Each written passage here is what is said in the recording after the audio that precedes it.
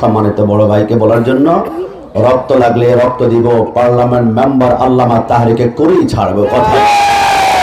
শুধু এতটুকু বলার জন্য, আমার পাশে যিনি দাঁড়িয়ে আছেন আল্লামা তাহিরি, তিনি হচ্ছেন জনগণের আস্থার জায়গা, জনবন্ধু, জনদরদি, মানুষ এবং মাটির নেতা, রাজপথের লড়াকু সৈনিক, সুন্নি নেতা, বীর পীর মুফতি আল্লামা গিয়াসউদ্দিন তাহিরি বর্তমান সমাজের লেজেন্ডারি একজন ব্যক্তি, যিনি চাইলে মিনিটের ভিতরে সমাজের রং রূপ চেঞ্জ করে সমাজ পরিবর্তনের কারিগর হতে পারে। কথা বলা, শুধু এতটুকু বলার জন্য এসেছি, মাধবপুর চুনারুঘাটের ভাইয়েরা অনেক ভুল করেছেন, এবার আর ভুল করা যাবে না।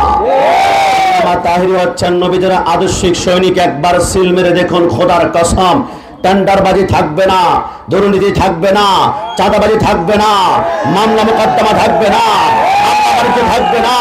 তাদের ভিতরে নবীর আদর্শ আছে। মনে রাখবা, আল্লামা তাহিরি যদি সংসদে যায়, আমাদের স্লোগান হবে মদিনার সনদে গর্ব দেশ, বৃহত্তর সুন্নি জোটের বাংলাদেশ।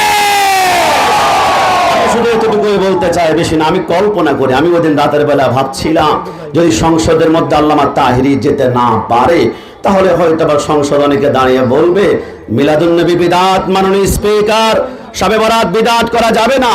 পাশ থেকে আশেপাশ থেকে অনেক দুশমন রাসূল বলবে মাননীয় স্পিকার আমি সমর্থন করলাম, আমি সমর্থন করলাম, আমি সমর্থন করলাম। বাংলাদেশ থেকে মিলাদুন্নবী হয়তো বা সরকারি উদযাপন ক্যান্সেল করা হবে, কিন্তু আল্লামা তাহিরি বৃহত্তর সুন্নি জোটের নমিশন প্রাপ্ত কোন সংসদ সদস্য যদি থাকে, বলবে যে মাননীয় স্পিকার অবজেকশন আবার রুল।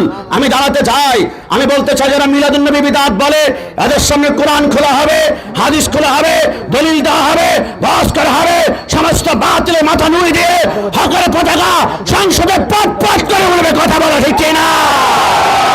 আমরা শুধু লাস্টে এতটুকুই বলতে চাই, আল্লামা তাহিরির জন্য আমাদের জান, আমাদের প্রাণ, রক্ত দিব, জান দিব, শ্রম দিব। আল্লামা তাহিরির জন্য ডু অর ডাই, কর অথবা মর।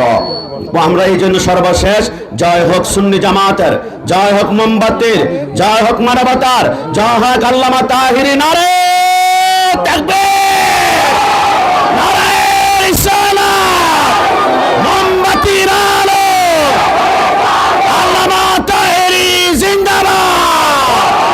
আসসালামু আলাইকুম ওয়া রাহমাতুল্লাহ।